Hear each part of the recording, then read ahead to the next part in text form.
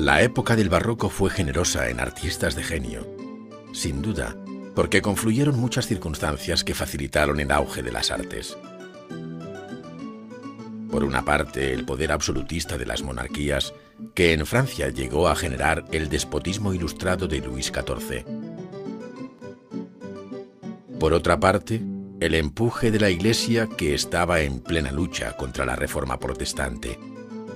Y por último, el propio espíritu de lo barroco, que exaltaba la originalidad y la emotividad de la obra de arte, estimulando a los artistas a la búsqueda de un medio de expresión eficaz y distinto.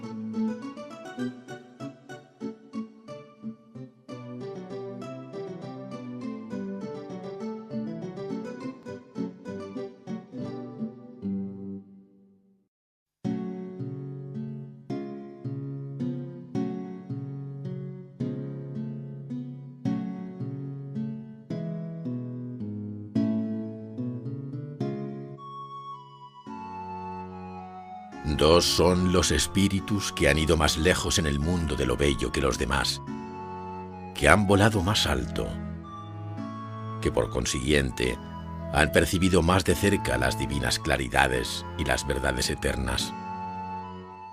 Lo mismo sucede en el mundo moral, en el mundo de los sentimientos, de las visiones, de los sueños, de las profundidades, donde solo Rembrandt ha descendido, donde Rubens ni pudo penetrar ni soñó que existieran. En desquite se apoderó de la tierra como nadie.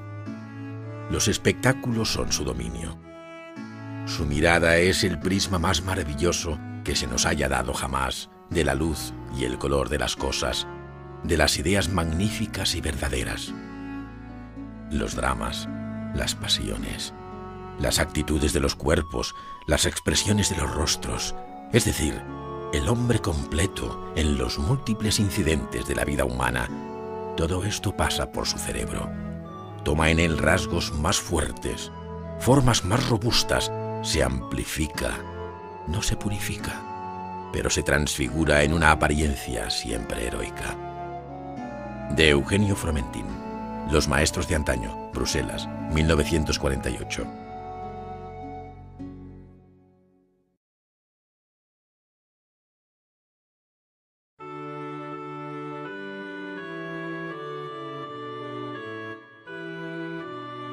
En la etapa barroca existieron artistas que fueron verdaderos genios de la pintura. Personalidades radicalmente diferentes entre ellas que, no obstante, estuvieron unidas por un mismo común denominador, el de ser exponentes de su propia época. El naturalismo de Caravaggio, el clasicismo de Poussin, el arrebato de Rubens, la poética callada y mágica de Rembrandt o la fascinación por lo cotidiano de Vermeer, Van Ostade y Terborg son visiones diversas de un mismo mundo y de una misma sociedad. Siendo fieles a su manera de sentir la vida y el arte, es como llegaron a ser los verdaderos artífices de lo barroco.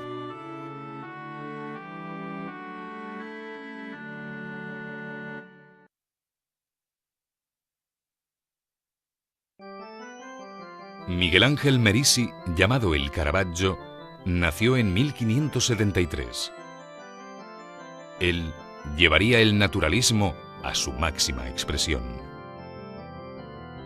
Llegó a Roma con 15 años, huyendo de la justicia que le buscaba por el homicidio de un compañero. Tras años de pasar penurias y verdadero hambre, al cumplir los 23, le llegó el encargo de la Capilla Contarelli, en San Luis de los Franceses, donde pintaría la conversión y martirio de San Mateo.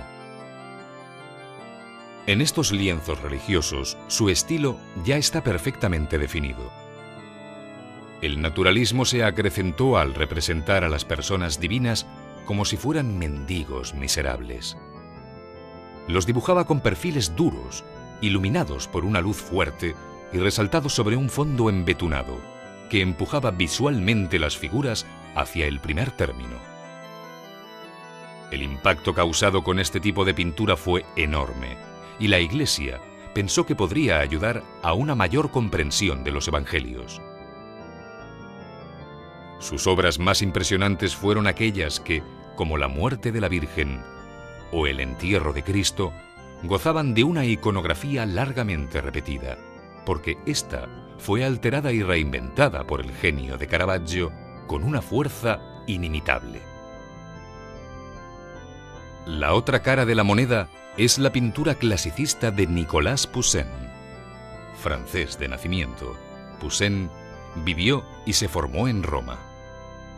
Estudió la antigüedad clásica y sus cuadros presentan escenas de la mitología y de la historia, pero con el colorido y la luz aprendidas de Rafael y de Tiziano. Al revés de Caravaggio, se interesó visiblemente por el paisaje. Es más, el paisaje fue el tema de sus mejores cuadros. Interpretando la naturaleza con gran sensibilidad, integró en el cuadro todo un escenario de construcciones clásicas bañadas por las luces brillantes y rosadas de un alba o un ocaso.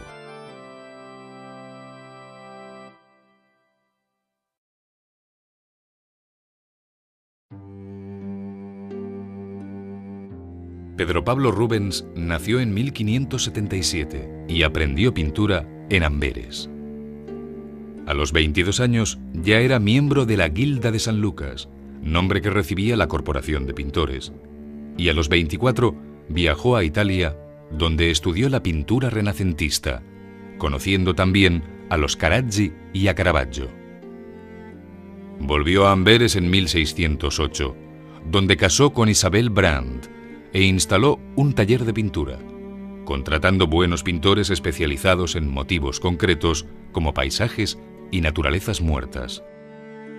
A ellos confiaría después la realización de los grandes encargos llegados al taller, que él no podía atender por falta de tiempo. Esta es la razón por la que su obra es tan numerosa y tan desigual. Su estilo evolucionó, pero siempre sin perder el gusto por el color exuberante dado en pinceladas generosas. Tuvo 3 etapas. Una primera de formación en su estancia italiana, hasta 1612. Una segunda de mayor luminosidad y facilidad compositiva. Y por fin, una tercera etapa final, en la que su sabiduría técnica le permitió las mayores libertades y en la que consiguió esa sensualidad de las carnaciones femeninas que tanto sorprende y admira en su obra. A esta última etapa pertenecen sus más famosas obras, como Las Tres Gracias o el retrato de Helena Fourmen, su segunda esposa, con abrigo de piel. El laborioso taller de Rubens tuvo como encargado y principal ayudante a Anton van Dyck. 22 años más joven que Rubens, Van Dyck había nacido en 1599 y, habiendo acudido a Inglaterra para ayudar al maestro, recibió numerosos encargos que le impulsaron a instalarse en aquel país. Su estilo es muy elegante y su gama de color más contenida que la de Rubens. La prestancia que daba a sus retratos creó escuela en Inglaterra. Entre sus obras más conocidas están la Crucifixión de San Pedro y el retrato de Carlos I de Inglaterra.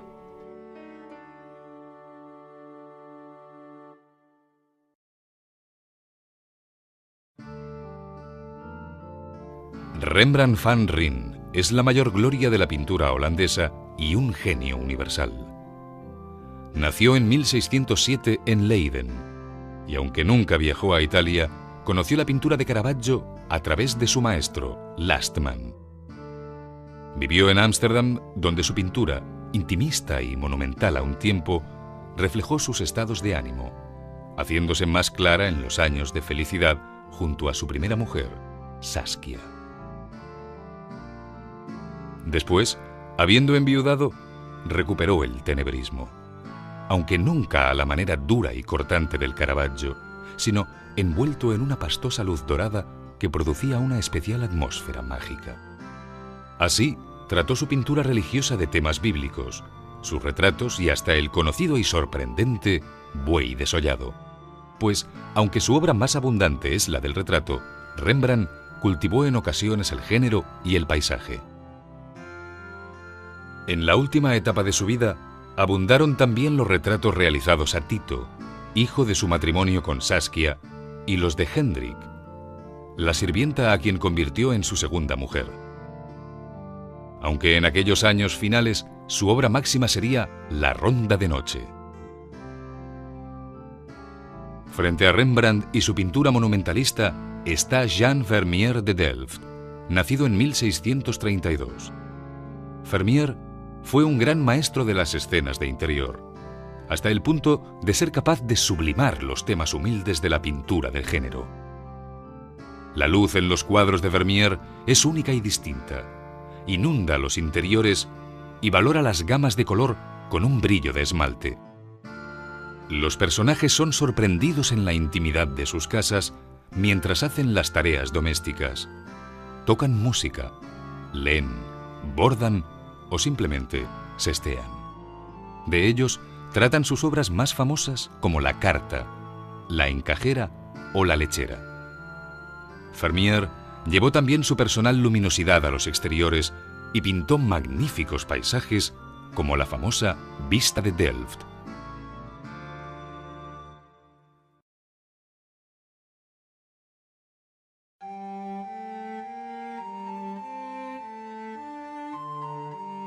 El barroco puso en tela de juicio los viejos esquemas del Renacimiento.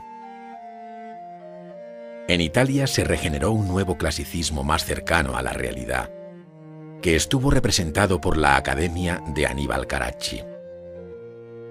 Pero fue a través de Caravaggio como la pintura encontró en el realismo y en el claroscuro el camino de la nueva expresividad.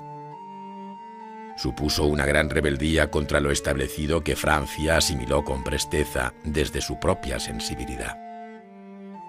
Flandes, por su parte, y gracias a Rubens, propició una pintura de color donde el escorzo y el movimiento fueron los protagonistas. Y por último, la escuela holandesa aportó a esta nueva pintura de lo barroco el sentido de la intimidad, de lo humilde, de lo cotidiano, y no escasas veces también de lo sublime, sobre todo cuando se trató del arte de Rembrandt.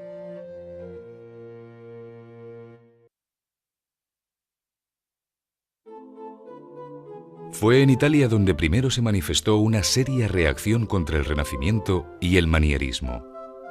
La búsqueda de un arte distinto se basó unas veces en el llamado clasicismo y otras en el naturalismo tenebrista. El naturalismo, iniciado por Caravaggio, mostró una observación tan exhaustiva de la realidad que se destrozaron todos los esquemas anteriores de la poética manierista. En el clasicismo, en cambio, se persiguió un universo perfeccionado, nacido del Renacimiento tardío, pero más creíble que el complejo mundo manierista. Los clasicistas no reflejaron jamás la realidad cercana, como lo hizo el naturalismo. El gran maestro del realismo barroco fue Miguel Ángel Caravaggio, creador de un estilo que siguieron de cerca muchos otros pintores del siglo. Entre sus obras hay que destacar los lienzos pintados para la iglesia de San Luis de los Franceses, en Roma, con las escenas sobre la vocación y martirio de San Mateo, y los de la iglesia de Santa María de Popolo, sobre el martirio de San Pedro y la conversión de San Pablo. Por otra parte, en la corriente clasicista, los máximos representantes fueron los Carracci, sobre todo Aníbal Carracci, que impulsó la fundación de una academia donde se formarían grandes pintores como Guido Reni, el Guercino y el Dominichino. Destacan las personalísimas interpretaciones de Guido Reni porque sus cuadros poseen una sutil y elegante poética que les impregna de melancolía. La influencia italiana, tanto en su vertiente naturalista como en la clasicista, se dejó sentir pronto en el resto de Europa. Francia fue uno de los primeros países en asimilar la rebeldía barroca. El tenebrismo naturalista de Caravaggio se interpretó muy originalmente en la obra de Georges Latour, pintor de obra personalísima que prefirió para sus cuadros un tenebrismo de luces blancas y duros contrastes, perfilados casi siempre por la luz de un foco visible dentro del cuadro.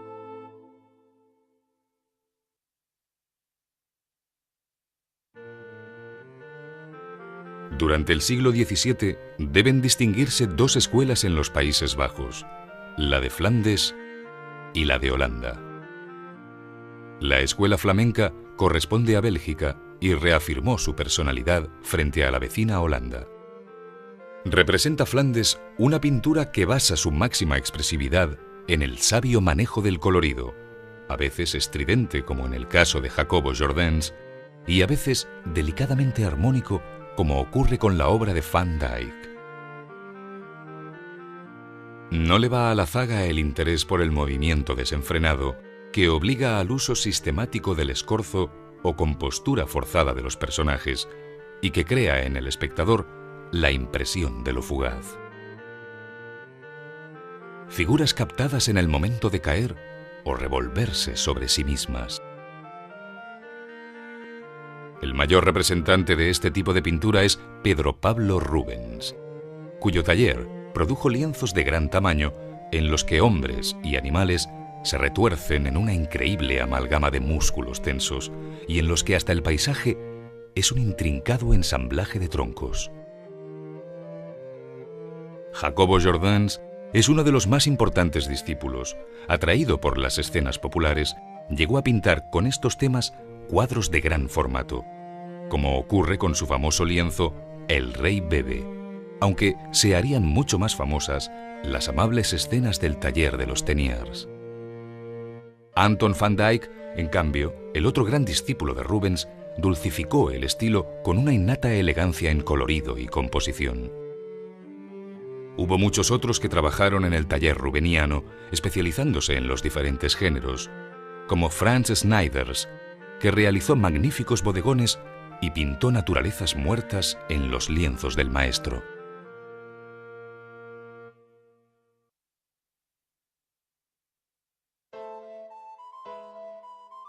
En la escuela holandesa destacó el interés por la llamada pintura de género. Los pintores trataron las escenas de interior, los paisajes, los bodegones, los cuadros de animales y las fiestas populares como temas preferentes, y sus modelos fueron escogidos de entre los campesinos y los burgueses.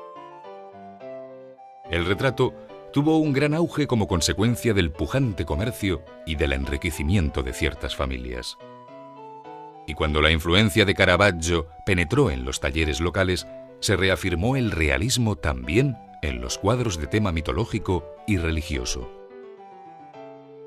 Entre los principales maestros holandeses se encuentra Frans Hals, retratista de pinceladas amplias y rápidas que aportó vivacidad y fuerza excepcional a sus obras.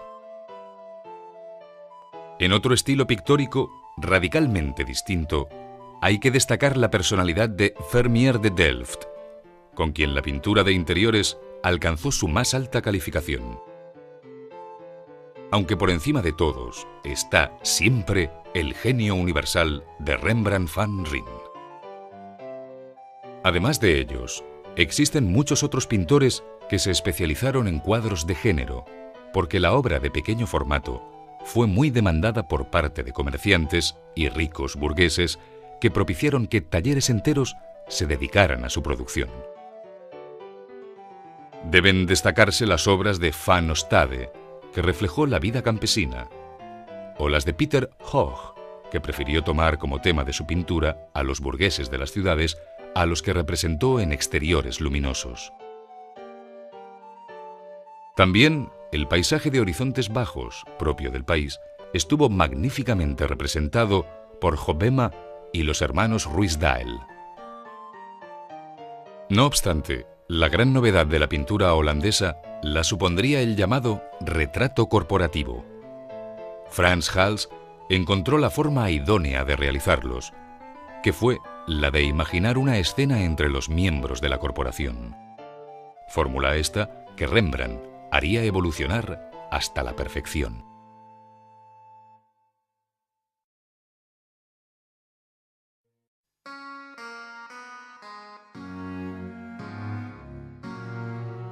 La pintura del barroco utilizó los temas eternos de las artes representativas: la religión, la mitología y el retrato.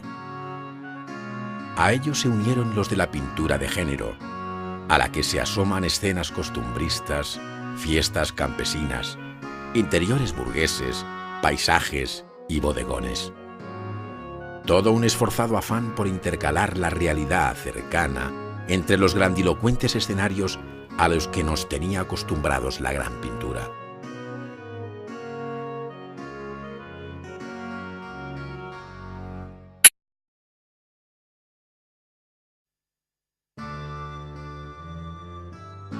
La Contrarreforma católica presentó lucha sin cuartel al cáncer de la herejía protestante, y cualquier arma fue bienvenida si prometía ser eficaz. La pintura lo era. Caravaggio lo demostró llevando el universo divino a ras de tierra. Los teólogos juzgaron que aquellos personajes de tez ennegrecida y piel cuarteada por el sol y los vientos estaban más cercanos a los santos de los evangelios que las idealizadas visiones renacentistas. Rubens, por su parte, con su manera de pintar mucho más alejada del naturalismo, supo llegar al corazón de los fieles con grandes composiciones sobre la vida de Cristo. Y también aportó a la propaganda católica escenas de los martirios de los santos y alegorías de los sacramentos, temas ambos a los que el protestantismo atacaba frontalmente. En el lado opuesto, defendiendo el calvinismo a través del poder de la imagen pintada, estaba Rembrandt, que prestó un singular monumentalismo a las escenas bíblicas, dramatismo a los pasajes evangélicos y cierta humanidad melancólica, pero creíble, a los personajes sagrados.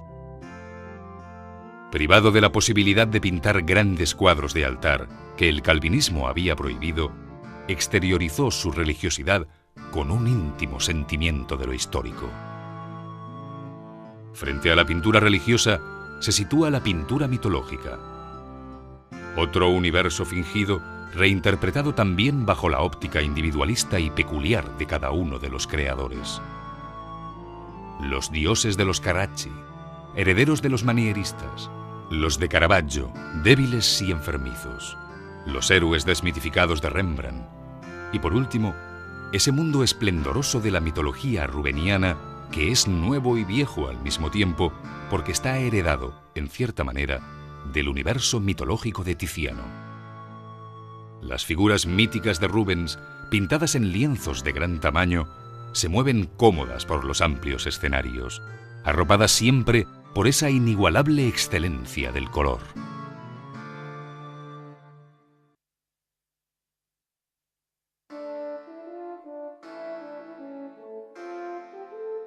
El retrato siguió siendo, en la época del barroco, una de las facetas más importantes de la pintura.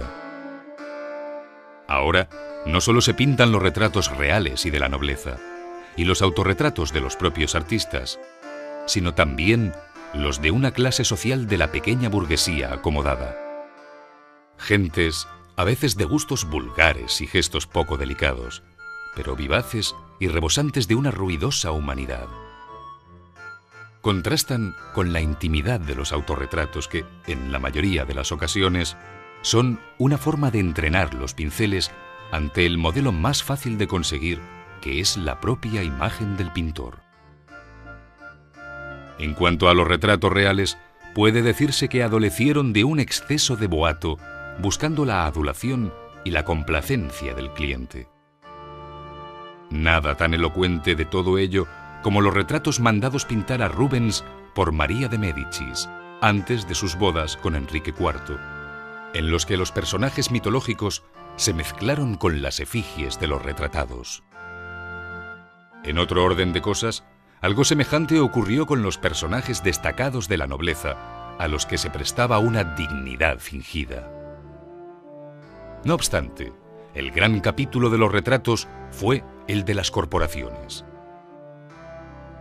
Este tipo de obra exigía que los personajes ocuparan en el cuadro un espacio que estuviera en relación con su jerarquía dentro de la corporación. De esta manera, La composición era especialmente compleja y ponía a prueba la imaginación y la habilidad del pintor. Fue esta una modalidad en la que se lograron no pocas obras maestras de la pintura barroca holandesa. Las naturalezas muertas fueron también, por otra parte, objeto del arte de los grandes pintores, desde Caravaggio hasta el mismo Rembrandt, aunque hubo verdaderos especialistas del tema que fue muy apreciado, sobre todo en los Países Bajos, a cuyos pintores se deben las piezas más nobles.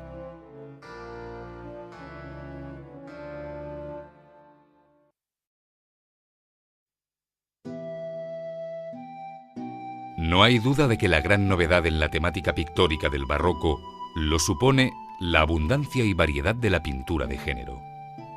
Escenas populares dirigidas a una clientela, hasta aquel momento inexistente y compuesta de comerciantes y artesanos. Una burguesía acomodada que imponía su gusto a los artistas, como también antaño hicieran los principales clientes y mecenas del arte que habían sido la Iglesia, los reyes y la nobleza. Estos nuevos compradores de arte que eran los burgueses quisieron ver reflejado su entorno en escenas cuyos protagonistas fueran los hombres de las aldeas, o los que circulaban por las callejas de las ciudades, o los que alborotaban en las fiestas populares y en las tabernas. Otras veces desearon que lo que reflejaran aquellos cuadros fueran los interiores refinados de sus propios hogares, en ocasiones verdaderas mansiones suntuosas, pero fundamentalmente confortables y acogedoras. Eran espacios bañados siempre por una luz envolvente y acariciadora que acababa convirtiendo la propia estancia de la casa en protagonista de la escena. Los gestos reposados de los personajes que las habitan parecen querer narrar la felicidad de su cómoda existencia. La música, la lectura y la escritura, que son sus entretenimientos preferidos, según nos cuentan, son placeres que denotan ese espíritu refinado que han adquirido y que hasta entonces había sido solo privativo de la nobleza. La misma finalidad de enriquecer los muros de los hogares burgueses tuvieron los cuadros de paisaje que, a veces, fueron realizados por los grandes maestros, pero que generalmente fue una temática tratada por pintores especialistas. Maestros que alcanzaron un gran renombre y que fueron requeridos por los nobles y también por los reyes. Unos y otros prefirieron en muchas ocasiones este tema, como también los de las escenas populares para los cuadros y tapices que ornamentaban sus salones.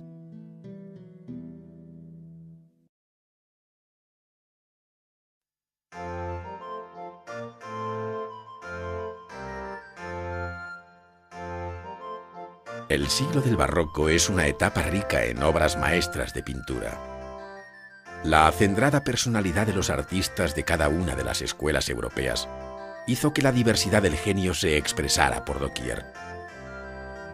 El caravaggismo italiano creó obras en las que la rotundidad de las formas y el naturalismo acuñaron un nuevo lenguaje plástico. El tenebrismo matizado de Holanda construyó efectos sorprendentes de luz. Y por último, la sensualidad y los valores táctiles de la pintura flamenca forjaron un universo cromático de una riqueza difícilmente superable.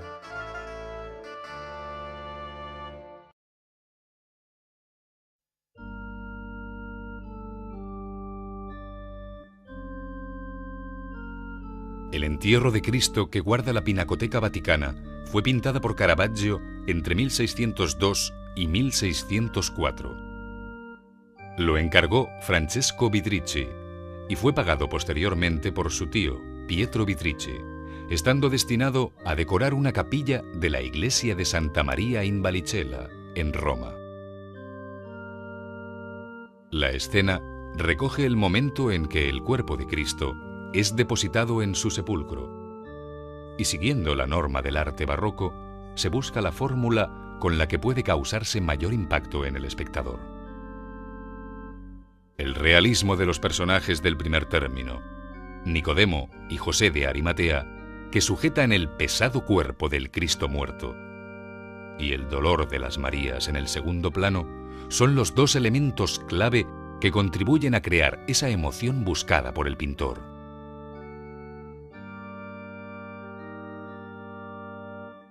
La figura que cierra la composición, María de Cleofás, levanta las manos en alto y supone el contrapunto del dolor callado de las otras dos Marías.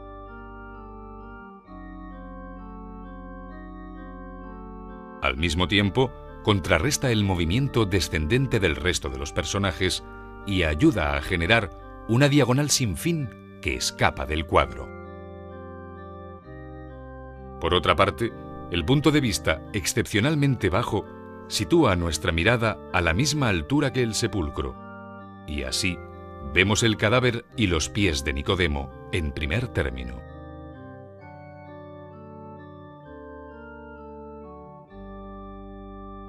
El singular estilo del Caravaggio es el que proporciona a esta conocida escena un lenguaje nuevo, no solo por el mencionado realismo, que es sin duda lo que define mejor cuáles son sus preferencias en pintura, sino por el manejo del claroscuro con que modela los personajes. Percibiéndose aquí perfectamente esa habilidad suya para hacer que la luz caiga sobre las figuras como si se tratara de un foco de teatro, dirigido siempre sobre un grupo de actores en un acto final de tragedia.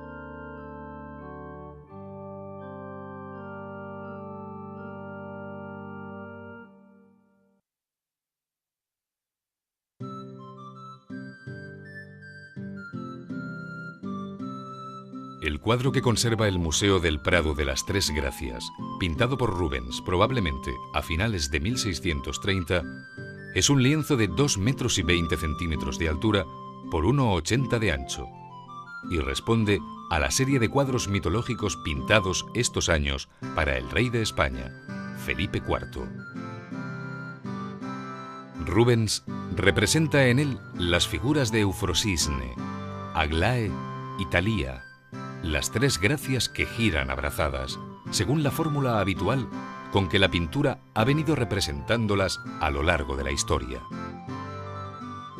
Acompañan siempre a la diosa Venus y su eterno girar simboliza el transcurrir de las horas felices.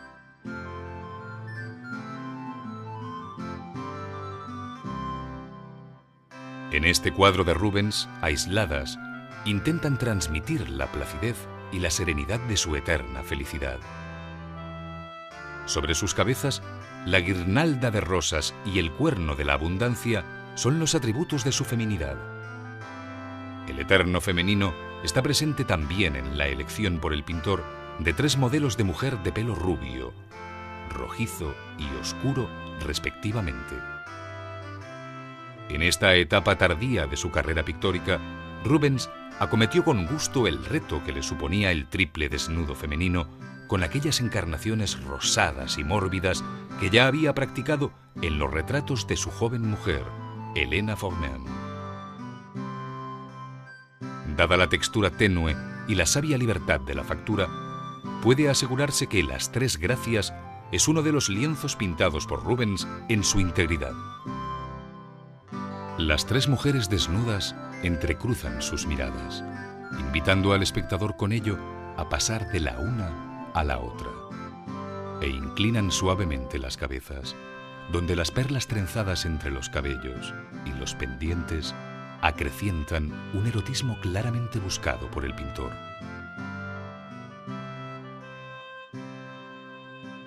Al fondo, un paisaje que no distrae la mirada y un entorno natural que no es otra cosa que un marco de contrastes lumínicos para dar mayor valor táctil a las figuras.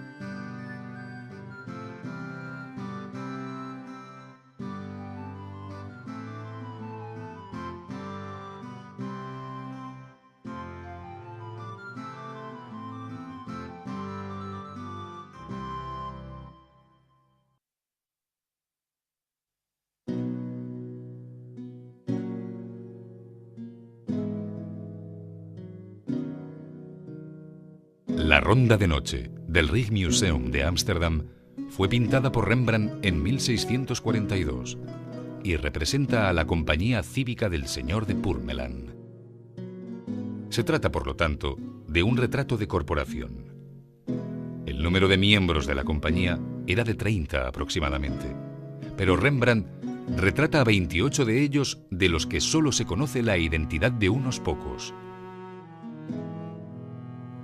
El protagonista de la escena es el capitán Frans Banning Cooke, señor de Purmerland, quien, vestido de negro en primer término, encarga a su lugarteniente, Willem van Ruitenberg, señor de Cleidingen, que dé la orden para iniciar la marcha. A pesar del título del cuadro, la escena no es nocturna, sino que está bañada por la luz del amanecer y la compañía se dispone a partir, probablemente para recibir y escoltar a María de Médicis, que visitó Ámsterdam en 1638. Rembrandt ha realizado esa penumbra con el estilo que le caracteriza, marcando zonas de luz muy concretas que dan la referencia del espacio. Los colores, entre los que dominan las gamas cálidas, se reparten también en el cuadro de forma compensada.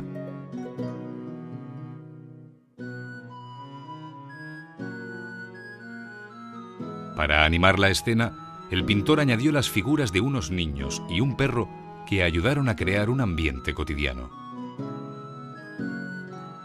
De la misma manera, las composturas relajadas de los personajes invitan a pensar en una instantánea llena de espontaneidad y captada casualmente. No obstante, la composición del cuadro ha sido cuidadosamente estudiada, esforzándose el pintor al mismo tiempo en respetar la jerarquía de los componentes de la corporación. El lienzo fue mutilado en 1715, recortándosele más de 30 centímetros a la izquierda, donde desaparecieron 2 hombres y una de las niñas. A la derecha partieron la figura del timbalero. En la parte inferior, una franja de pavimento y en la zona superior perdió el arco del fondo.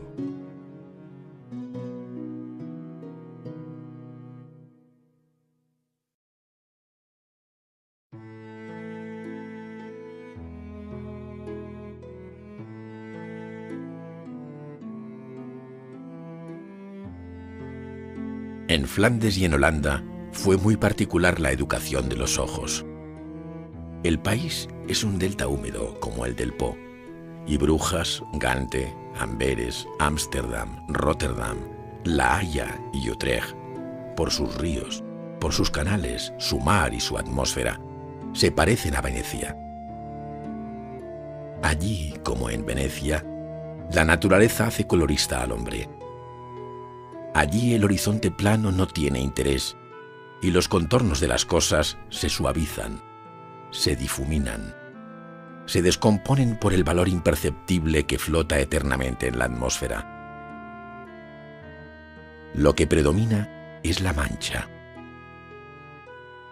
Una vaca o un tejado en medio de un prado, un hombre acodado en un parapeto, aparecen como un tono entre otros tonos.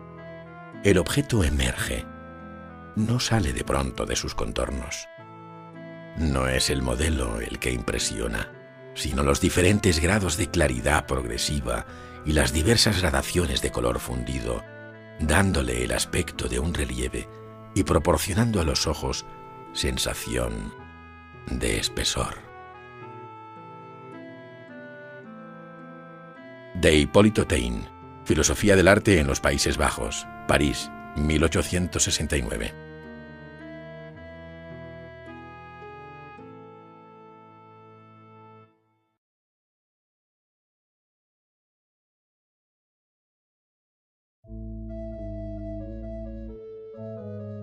Pedro Pablo Rubens pintó en varias ocasiones la escena de la adoración de los Reyes Magos, siendo la versión que posee el Museo del Prado de Madrid la más espectacular por su tamaño e historia. La obra fue pintada por encargo del Ayuntamiento de Amberes en 1608, pero 4 años más tarde, el municipio se la regaló a don Rodrigo Calderón. Este personaje, muy vinculado al duque de Lerma, a quien retrató el propio Rubens en su primer viaje a España cuando era valido de Felipe III, se vio envuelto en un escándalo político que le llevó al cadalso. Sus bienes y rica colección de obras de arte se pusieron a la venta en una célebre almoneda, en la que el nuevo monarca Felipe IV compró la adoración de los magos, incrementando así la notable colección real de pintura flamenca que se guardaba en el Alcázar de Madrid. Más tarde, entre 1628 y 1629, con motivo de un segundo viaje de Rubens a la corte madrileña, donde conoció al joven pintor sevillano Diego Velázquez, el maestro flamenco añadió al lienzo original dos grandes fragmentos en la parte derecha y en la parte alta, cuyos costurones son fácilmente perceptibles.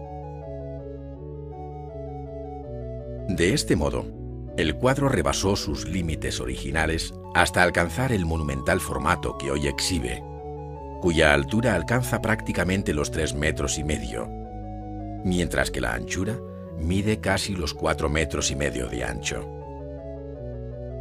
A esta adoración del Prado siguieron las distintas versiones que Rubens pintó más tarde y que hoy se encuentran en los museos de Lyon, Amberes, Louvre, Bruselas y Catedral de Malinas.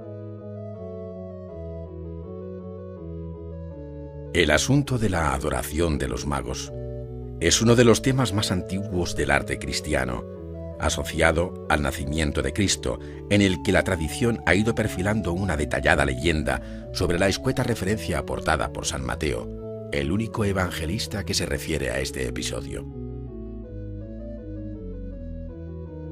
Nada se lee en el Nuevo Testamento sobre el número, nombre y carácter de estos magos procedentes de Oriente, a los que la tradición ha convertido desde el siglo IX en 3 reyes, cuyos nombres son Melchor, el más anciano, calvo y con larga barba; Gaspar, el que se arrodilla ante el niño sostenido por su madre; y Baltasar, el rey negro. A partir del siglo XII, se interpretó a estos 3 magos como representantes de las 3 partes del mundo hasta entonces conocidas, es decir, Europa, Asia y África, lo que explicaría que desde finales de la Edad Media ya se representara a Baltasar como un rey negro evocando al continente africano. En sus copas y cofres, los magos ofrecen a Jesús oro como rey, incienso como Dios y mirra como difunto, pues estaba destinado a morir por la salvación del mundo. No obstante, a estos presentes tradicionales, Rubens ha añadido por su cuenta pesados regalos que los esclavos y servidores descargan con gran esfuerzo de los camellos. El efecto general de la obra recuerda una monumental puesta en escena de la adoración de los magos, pues todo en esta pintura respira un buscado efectismo teatral característicamente barroco. El pintor ha colocado intencionadamente el tema principal, esto es, la Virgen con el niño, en un extremo del cuadro, desplazándolo desde el lugar central que tradicionalmente ocupaba en otro tiempo. Ello provoca un desequilibrio en la composición de la obra, pues obliga a que el resto de los personajes ocupen la mayor parte del lienzo restante. Esto ya era así en la tela original, pero se hace aún más patente desde que Rubens añadió un nuevo fragmento en la parte opuesta a la Virgen con el niño, dando entrada a nuevos personajes, entre los cuales se encuentra el propio pintor que, montado a caballo, se vuelve para observar la escena. Todas las figuras, gestos, miradas, movimientos e intenciones se dirigen hacia el recién nacido que sostiene su madre, mientras San José contempla el suceso desde un discreto segundo plano. Rubens, con gran maestría, interpretó todo este nutrido grupo de personajes como una poderosa y compacta masa en la que se mezclan hombres y bestias bajo la huidiza luz de las humeantes antorchas, cuya estela contribuye a resaltar el ángulo hacia el que converge toda la composición, en cuyo vértice se encuentra el niño Jesús. Como ya es habitual en el siglo XVII, la técnica empleada aquí por Rubens es óleo sobre lienzo. Sin embargo, lo más singular de esta obra en el orden técnico es el hecho de que fue el mismo pintor quien hizo la tela original y quien 20 años después añadió los fragmentos señalados, debiendo repintar e igualar luces y tonos cromáticos para fundir mejor los añadidos.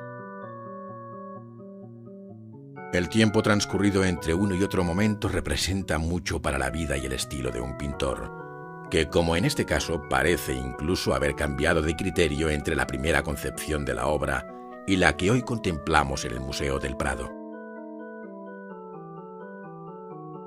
Así, mientras que en la tela original parece ser una escena nocturna, en cuya oscuridad tienen luz propia el Niño Jesús y el hachón encendido del paje de Gaspar, luego, con los añadidos, Rubens introduce una segunda iluminación más amplia, aunque sin el contraste tenebrista de luz-sombra de la zona más antigua de la pintura. Por otro lado, el celaje del fondo habla de un atardecer que supone un tercer plano lumínico, ofreciendo una salida en profundidad desde este primer gran plano, falto de espacio y horizonte. La obra responde a un prieto dibujo de firmes y apuradas pinceladas, utilizando mucha pasta de color, todo muy propio de esta primera época y muy lejos de lo que va a ser la técnica más suelta de los años 20, en que pinta, por ejemplo, la adoración de los magos del Museo Real de Amberes. El hecho de que esta obra la pintara Rubens en 1608, el año en que se instala en Amberes después de su larga y fructífera estancia en Italia, explica la fuerte influencia de los maestros italianos, especialmente de Miguel Ángel y de los pintores venecianos. Al primero se debe la concepción grande de la forma marcadamente explícita en los dos esclavos cuya corpulenta musculatura y actitudes recuerdan imágenes vistas en los desnudos de la bóveda de la Capilla Sixtina. Al igual que las figuras enlazadas de poderosos brazos derivan de fragmentos del juicio final en la misma capilla. De los maestros venecianos deriva el sentido del color, como ese rojo intenso de la túnica de Melchor, de una belleza comparable a la del expolio del Greco, así como los toques de azul según se ve en la ropa de Baltasar. El pintor, haciendo un alarde de maestría, refleja la luz coloreada en la armadura de aquel devoto, sobre cuyo acero también se deja ver el chispeante fuego de las brasas que un muchacho aviva sobre un braserillo. De Venecia y del círculo del Veronés procede igualmente la elegancia de actitudes como la de la Virgen, el tono orientalizante de los personajes del fondo, así como la inclusión de bellos fragmentos de arquitectura clásica que contribuyen a dar monumentalidad a la composición. No obstante, la obra responde a una concepción personalísima del pintor, muy característica de esta primera etapa de su producción, donde no faltan detalles de un realismo naturalista sorprendente que hacen de la adoración de los magos una de las pinturas más representativas del barroco europeo.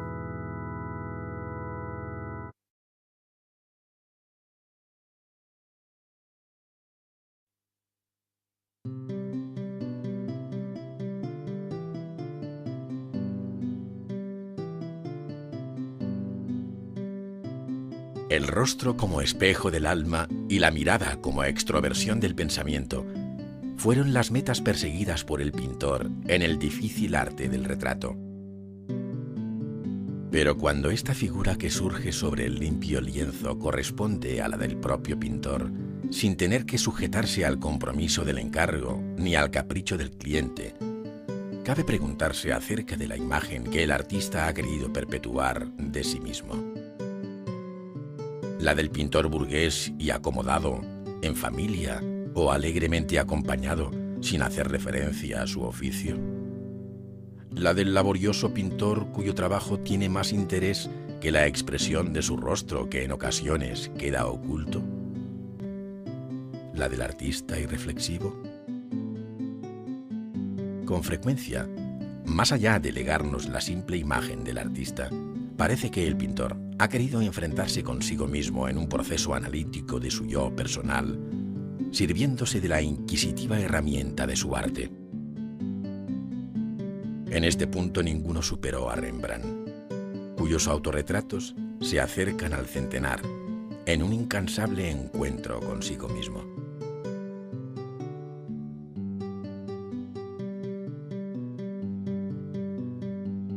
La pintura al óleo sobre tela exigía una preparación que los tratadistas de la época barroca conocían como aparejar el lienzo.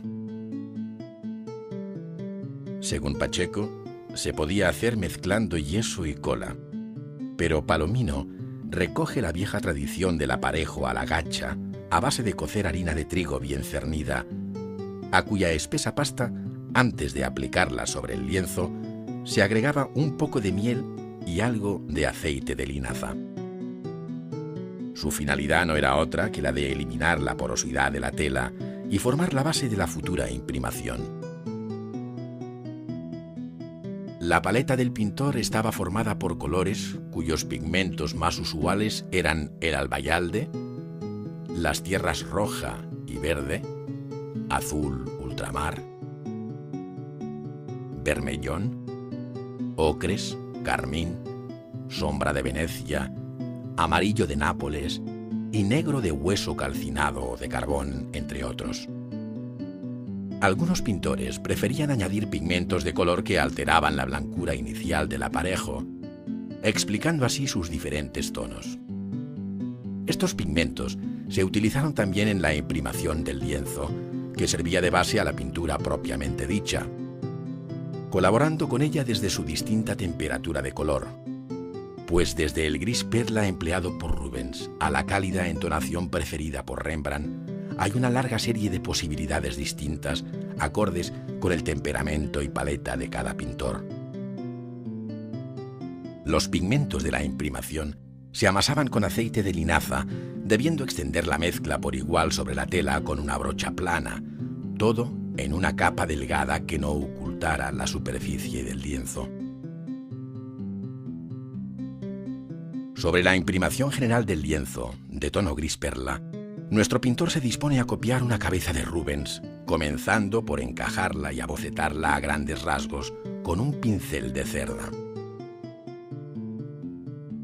Poco a poco, y de modo sintético, quedan recogidas las peculiaridades de su rostro y expresión personal, sin apurar en exceso los detalles.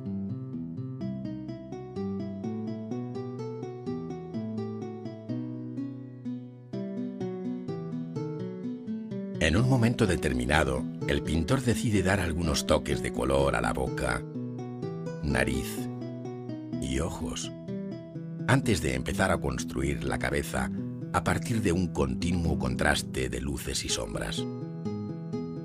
Para ello, aplica con gran seguridad largas y densas pinceladas de amarillo de plomo, con las que a su vez va modelando las facciones del rostro. Otro tanto sucede con los rojos, con los que aborda las partes que quedarán en sombra, todo lo cual indica que el pintor ya tiene en la cabeza la imagen final que él persigue, con todos los efectos últimos de luces y sombras. Más tarde, y cambiando con frecuencia de pinceles, ahora más finos y de pelo de Marta, apura, funde, refuerza y aborda mil detalles.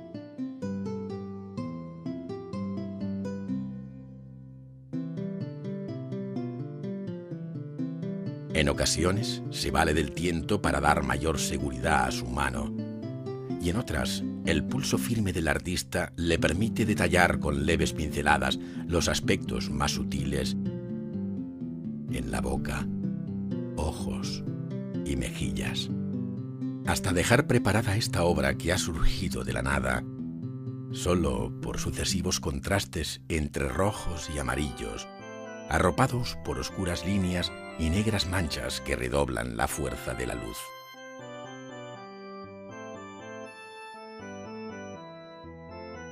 Aquí termina un primer paso del cuadro que el artista denomina infrapintura.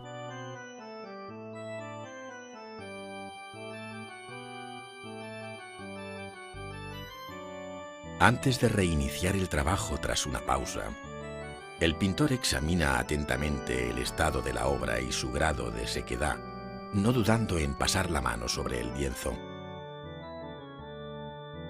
Para seguir pintando, necesita refrescar los colores, para lo cual aplica con soltura lo que se llama medium. Esto es, una mezcla de aceite y barniz muy diluida en trementina que distribuye de modo uniforme por toda la superficie pintada.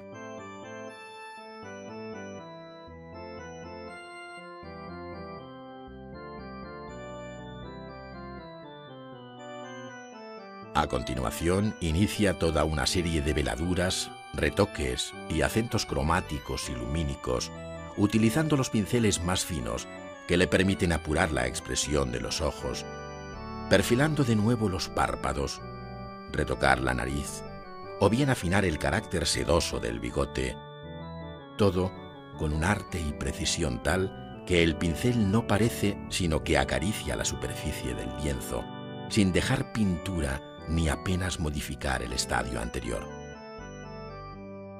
En toques rápidos y certeros, que van de la paleta al lienzo y del lienzo a la paleta, fija cuidadosamente el efecto de la luz dorada sobre los cabellos.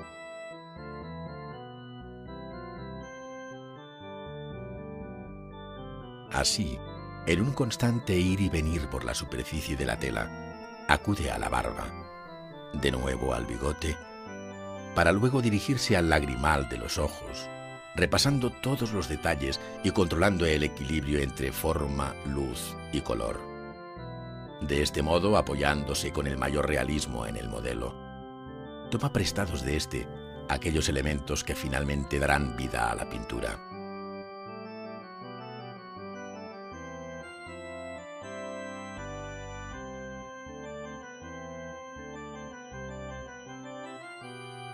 La pintura al óleo encontraría muchas dificultades de no contar con un medium o medio que, como vehículo del color y como diluyente, permite matizarlo, aumentar su brillo y transparencia, además de hacer posibles las veladuras.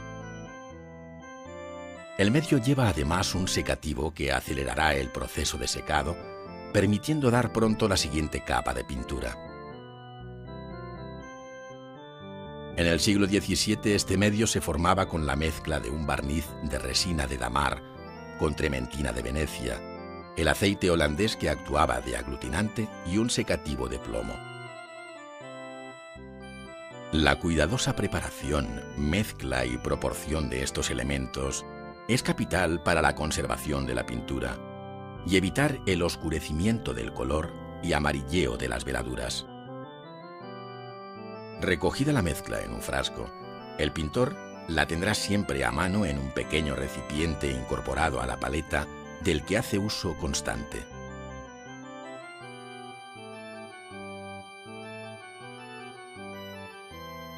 Partiendo ahora de un estado avanzado de este autorretrato de Rembrandt, donde es de suponer que el artista se estaba mirando en un espejo en el que veía su imagen invertida, cabe observar que frente a la imprimación gris y por tanto fría, empleada en el lienzo de Rubens, Rembrandt prefirió darle un tono más cálido, de acuerdo con la paleta y efectos característicos de este maestro holandés. La técnica pictórica también resulta distinta, caracterizándose por cargar los pinceles con mucha pasta poco diluida, sin llegar a fundir los planos, con un modelado cortante y escalonado que tiene mucho de visión impresionista, dejando que la retina a una determinada distancia sea la que obtenga la imagen acabada.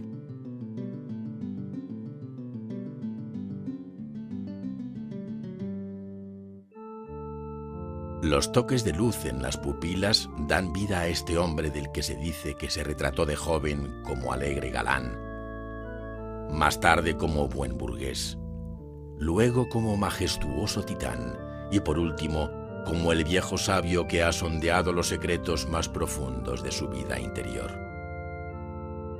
La excelente copia que el pintor realiza ahora pone de manifiesto algunos de aquellos otros secretos pictóricos, entre los cuales se encuentra la visión matérica de su pintura, pues Rembrandt, a la vez que pinta, añade materia al lienzo de un modo genial.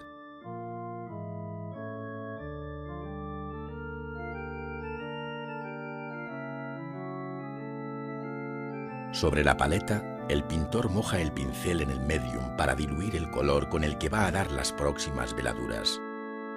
Esto es, unas finas capas de gran transparencia cromática que se extienden sobre la pintura una vez seca, modificando matices y entonando luces. Para ello utiliza la paletina o pincel ancho y plano, dando largas pinceladas con las que barre la parte izquierda de la cara, que va adquiriendo un tono y una luz más amarillenta. Retoques con la propia mano, insistencia en zonas que deben coger más color, pinceladas que suavizan y completan el modelado de la frente, la oreja, los pómulos, la nariz y los ojos, para luego pasar al refuerzo del fondo general que resalta el rostro, siempre a base de veladuras, haciendo avanzar así el proceso pictórico. Rembrandt, con una técnica muy personal, fue un maestro de gran ingenio técnico para conseguir las calidades aparentes de las cosas, sabiendo como nadie acariciar la tela con el pincel para reproducir el cabello en una imagen fundida y sedosa, dibujada primero con el pincel de punta fina y difuminada después con un pincel en forma de abanico.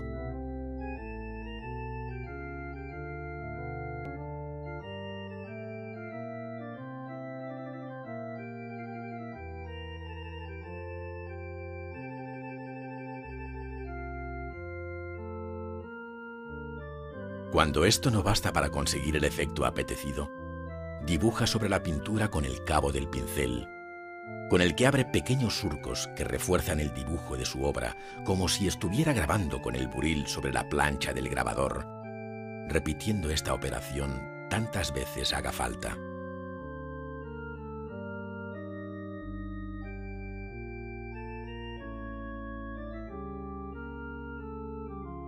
En todo este proceder de libre y personal inspiración, Rembrandt llega a incorporar la textura del lienzo que apenas cubre con pintura, dejando a la vista la trama y urdimbre de la tela, como se aprecia en la zona alta de la nariz.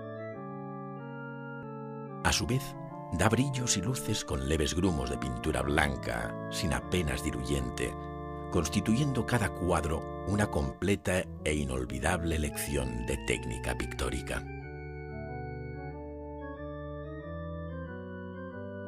Rubens y Rembrandt, dos rostros distintos de dos genios de la pintura universal.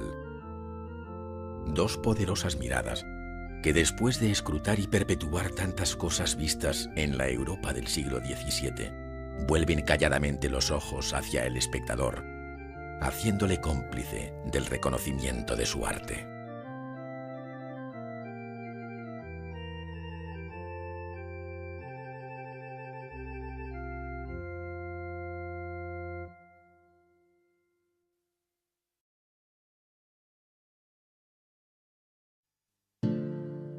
La pintura tenebrista de la primera mitad del siglo XVII utilizó con frecuencia los fuertes contrastes de luz y sombra, introduciendo la fuente de iluminación dentro del propio cuadro.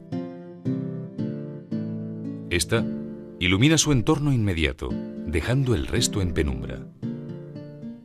Buen ejemplo de estos nocturnos es el recién nacido del francés Georges de Latour, hoy en el Museo de Rennes.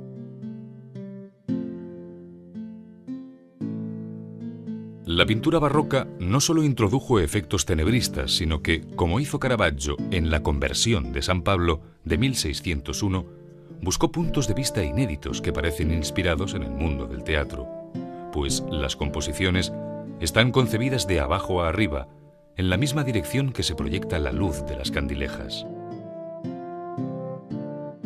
La pintura se encuentra en la capilla Cesari de Santa Maria del Popolo, en Roma. Dentro del círculo de Caravaggio en Italia, destaca la personalidad de la pintora Artemisia Gentileschi. formada con su padre, el florentino Orazio Gentileschi, pero admiradora como él del tenebrismo y realismo caravaggiesco. Ambas notas caracterizan esta cruel escena de la muerte de Holofernes a manos de Judith, conservada en la Galería de los Uffizi de Florencia.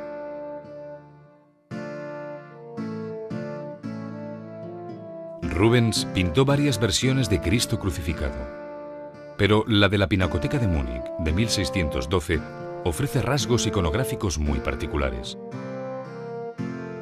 La soledad que acompaña a Cristo muerto es absoluta, pero su cuerpo, bien iluminado, tiene una vitalidad que no pudo apagar la muerte. El pintor, contra toda norma, situó la herida de la lanza en el costado izquierdo, ocultándola, al tiempo que eliminó de la cabeza la corona de espinas.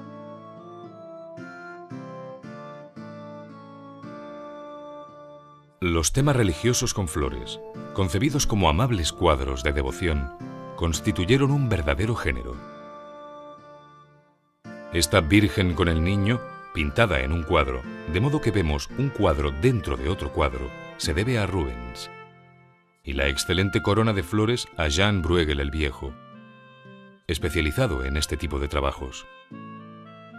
La obra, de hacia 1620, se encuentra en la Pinacoteca de Múnich. La pintura barroca no perdió interés por la mitología y los asuntos de la antigüedad, puestos de moda por el Renacimiento. Aquí, Rubens interpreta el nacimiento de la Vía Láctea, es decir, la constelación formada a partir de la leche con la que Juno amamanta al pequeño Hércules ante la mirada de Júpiter. Pintado hacia 1636 para la Torre de la Parada de Madrid, por encargo de Felipe IV, se conserva en el Museo del Prado.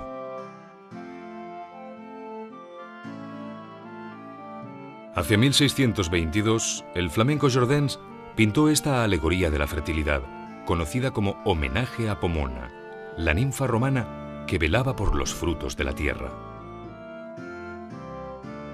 El cuadro, en los Reales Museos de Bruselas, muestra a Pomona, vestida de rojo y con influencia de Rubens, rodeada de sátiros y ninfas.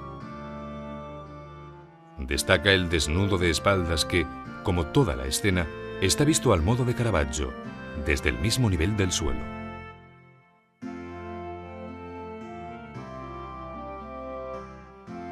Rembrandt se acercó episódicamente al mito clásico, como en este lienzo de 1636 del Museo del Hermitage en San Petersburgo. Es una personal interpretación del mito de Dánae, encerrada por su padre, el rey de Argos, para proteger su virginidad.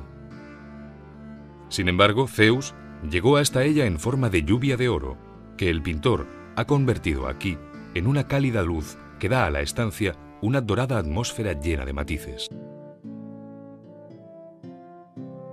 Uno de los primeros cuadros que el francés Simon Vouet pintó al regresar de Italia y establecerse en París en 1627 fue esta alegoría, firmada y fechada en aquel mismo año. El cuadro, representando al tiempo vencido por la juventud y la belleza, se encuentra en el Museo del Prado y es una muestra del eclecticismo inicial de la pintura francesa del siglo XVII, influenciada por Roma, Venecia y Bolonia.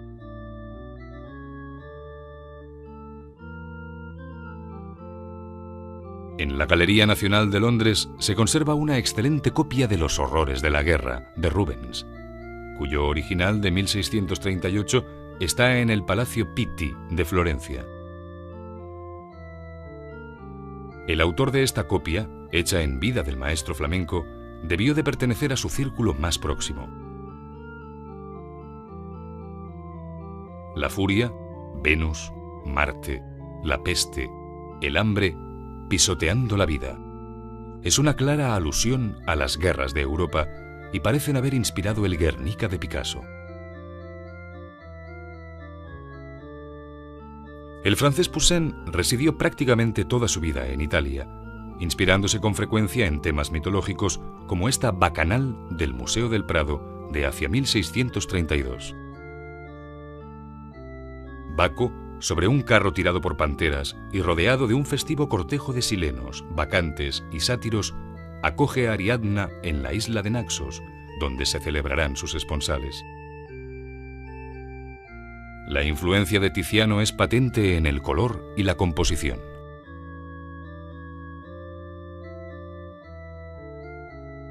Además de la influencia de Tiziano, Nicolas Poussin se sintió atraído por Rafael, de cuyas pinturas al fresco en las estancias vaticanas tomó la composición para el Parnaso del Museo del Prado, obra juvenil de hacia 1626.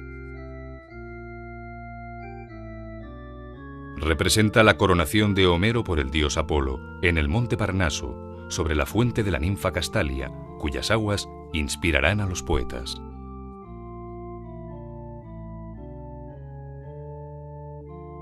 Los pastores de la Arcadia, de Poussin, es una muestra del clasicismo perseguido por el pintor francés. No solo el tema se refiere al núcleo poético del mito clásico, sino que la composición, las actitudes reposadas de los personajes, la armonía entre figura y paisaje o el equilibrio de la luz encarnan ideales clásicos muy lejos del concepto barroco del arte. Pintado hacia 1629, se guarda en el Louvre. El Museo del Louvre también conserva el lienzo del rapto de las Sabinas, episodio de la historia antigua de Roma que Poussin sitúa en el foro. Al fondo, un templo de estudiado orden toscano y primitivo, mientras que la visión fugada de la ciudad recuerda las perspectivas del Renacimiento. Estatismo en la arquitectura, movimiento de las figuras y una paleta de colores fríos o muy apagados caracterizan esta obra pintada en 1630.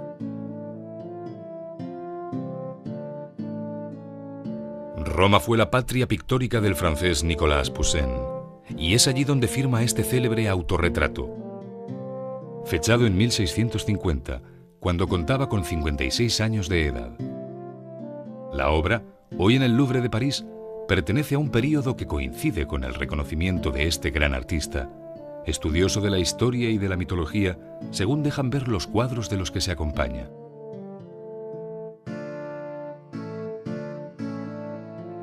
En la Galería Dahlem de Berlín se expone El hombre del casco de oro, pintado por el holandés Rembrandt hacia 1650, el mismo año del autorretrato de Poussin. Sin embargo, el concepto de la pintura en cuanto a luz, pincelada e intensidad dramática distancian a estos dos maestros coetáneos. La cabeza, según modelo repetido por Rembrandt, muestra los matices del modelado con una factura suelta y preimpresionista.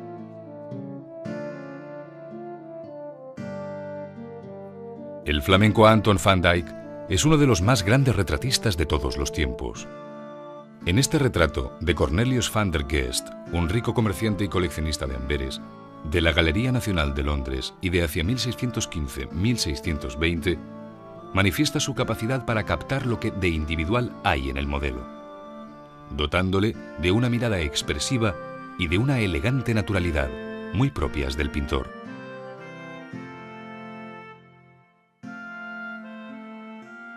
Van Dyck puso de moda el retrato doble, es decir, con dos figuras, según muestra este lienzo de original forma ovalada que se encuentra en el Museo del Prado. Fue pintado algo después de 1632, año en que Van Dyck se trasladó a Inglaterra, donde aparece autorretratado a la derecha acompañando a Sir Endymion Porter, secretario de Buckingham y agente de compras de obras artísticas del rey Carlos I.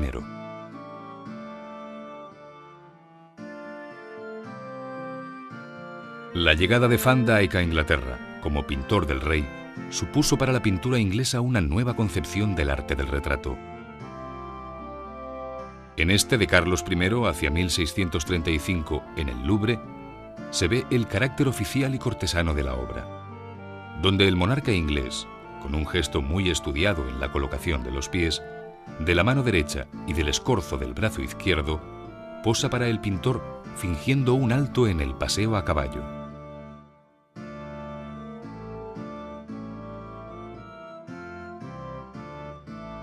El retrato oficial llegó a tener unos caracteres propios. especialmente si se trataba de representar al rey, como hizo Jacinto Rigaud en el retrato de Luis XIV de Francia en el Louvre. Pintado en 1701, evidencia lo que este pintor francés debe a los modelos de Van Dyck y muy especialmente a la pose de Carlos I de Inglaterra. Rigaud añadió aquí un exceso de elementos que prestan mayor grandeur al monarca absoluto. Habiendo enviudado Rubens en 1626, se casó 4 años más tarde con la jovencísima Helena Formen, de la que tuvo 2 hijos, según aparecen en este retrato de familia. Las figuras, captadas con evidente ternura, están acabadas, mientras que otras zonas aparecen solo abocetadas. El rostro de Helena se repitió en las obras de madurez del pintor, tales como Andrómeda, Susana y Betsabé. Pintado al óleo sobre tabla, está en el Louvre.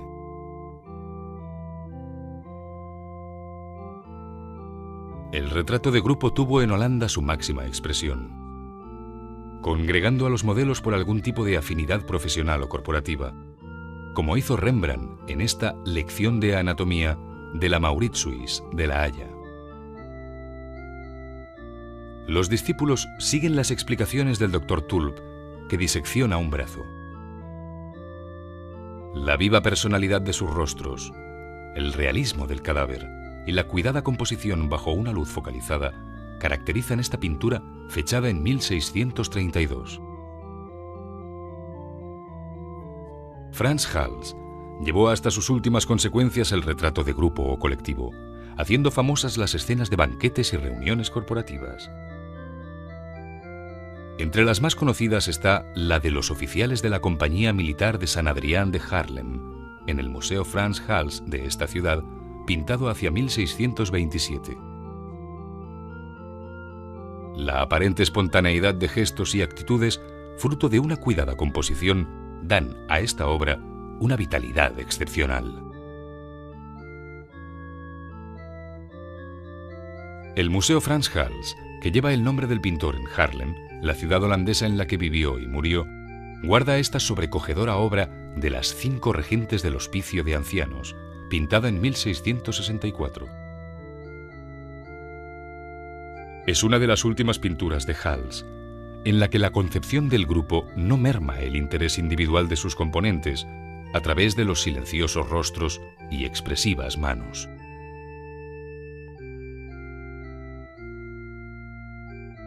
La visión realista de los objetos llevó a algunos pintores a retratar el entorno inmediato, haciendo de la arquitectura, especialmente de la religiosa, un verdadero género pictórico. Entre aquellos destaca el holandés Pieter Jans Sarendam, autor de este blanco interior de la iglesia de San Baró en Haarlem. La obra, pintada en 1636, se encuentra en el Rijksmuseum de Ámsterdam.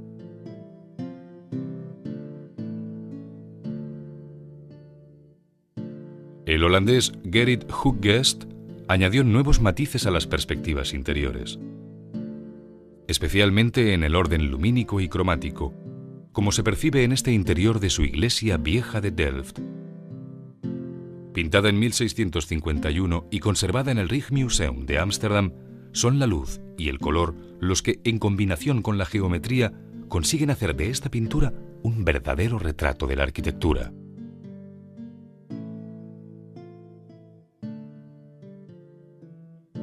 El mundo de lo cotidiano, aparentemente baladí, pero con una significación oculta, se fue imponiendo desde el amanecer de la pintura barroca a partir de las pinturas de Caravaggio.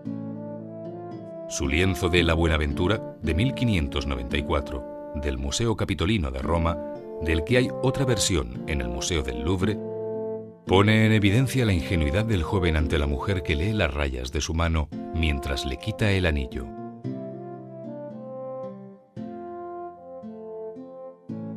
El holandés Jan Steen se especializó en alegres escenas costumbristas y en otras de doble sentido que, como en La mujer enferma del Rijksmuseum de Ámsterdam, están inspiradas en el teatro.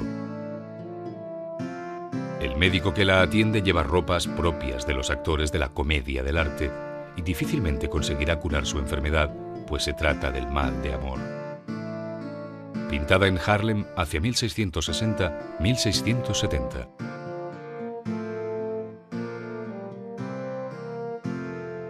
Pieter de Hoogh produjo lo mejor de su obra durante su estancia en la ciudad holandesa de Delft, entre 1654 y 1662, destacando el cuadro de La Madre, actualmente en la Galería Dahlem de Berlín. Muestra el confortable interior de una casa burguesa, en el que el cálido tono familiar se alía a la geométrica perspectiva que los planos de luz y sombra se encargan de subrayar.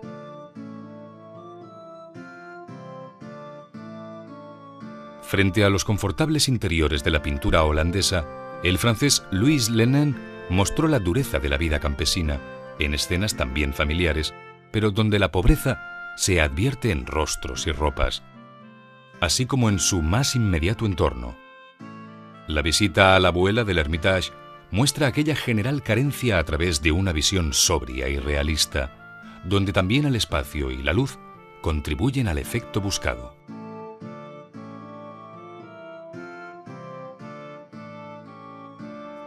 Los temas de género, pintados por Gerard ter Morg, tienen un formato pequeño, apropiado para decorar los interiores de la casa holandesa.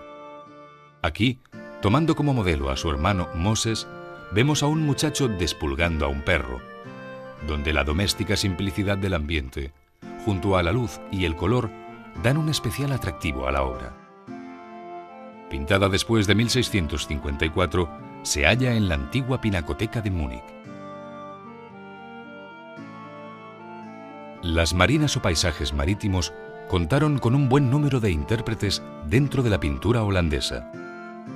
Entre ellos destaca Jan van Capel, autor de estos reflejos del agua en un puerto del Museo Nacional de Estocolmo.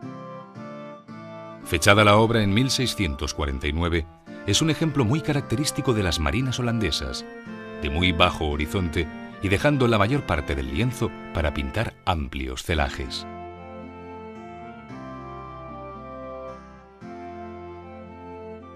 Las marinas no siempre tuvieron los mismos rasgos, pues a las tranquilas visiones portuarias se suman los dramáticos efectos de las aguas embravecidas bajo tormentosos cielos.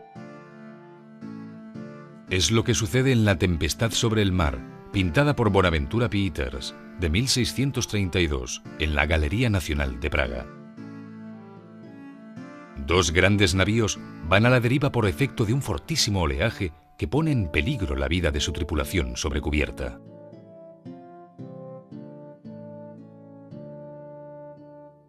El paisaje, como género, conoció muchas fórmulas, siendo esta de las visiones panorámicas en la que el ojo del pintor se ha elevado por encima de los primeros planos, una de las más socorridas. Así lo hizo Philips Kenning en el paisaje del Rijksmuseum de Ámsterdam, fechado en 1676, en el que se advierte cierta influencia de Rembrandt. Cielo y tierra guardan su propia poesía. El caballo blanco es el título de esta pequeña tabla del Rijksmuseum de Philips Wouwerman, que se especializó en unos paisajes protagonizados por el caballo.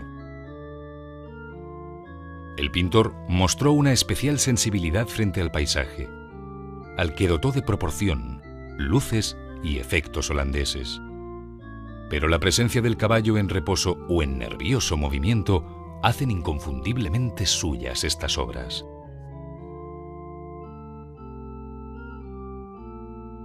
El bodegón o naturaleza muerta cobró gran importancia en la época barroca, pues permitía al pintor el estudio de los objetos, buscando su mayor semejanza con el natural.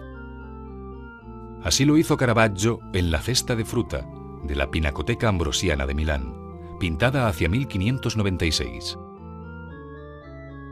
Colocada en el borde de una mesa, se observa desde su misma altura, cobrando el cesto un realismo excelente, bajo una luz que excita el color de las frutas.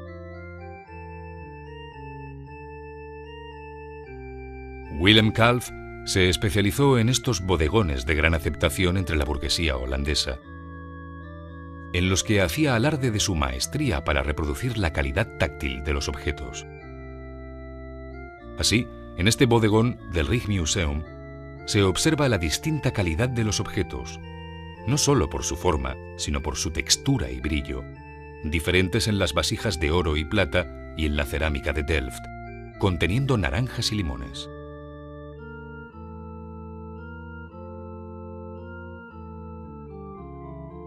Las naturalezas muertas conocieron muchas interpretaciones, siendo frecuentes abigarradas composiciones, como este puesto de pescado del flamenco Franz Schneiders, hoy en el Hermitage de San Petersburgo.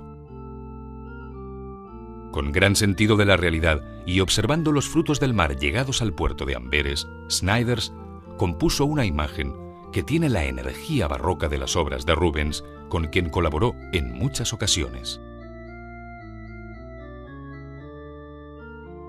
Los floreros representan dentro de la naturaleza muerta un género que tuvo excelentes y tardíos cultivadores, como Jan van Huysum, pintor holandés que murió en 1749. A él se debe este florero del Museo de Viena, donde con aparente descuido coloca las flores de modo asimétrico, obedeciendo a una estética casi rococó. Huysum gozó de gran popularidad y aprecio, habiéndose imitado sus floreros hasta la segunda mitad del siglo XIX.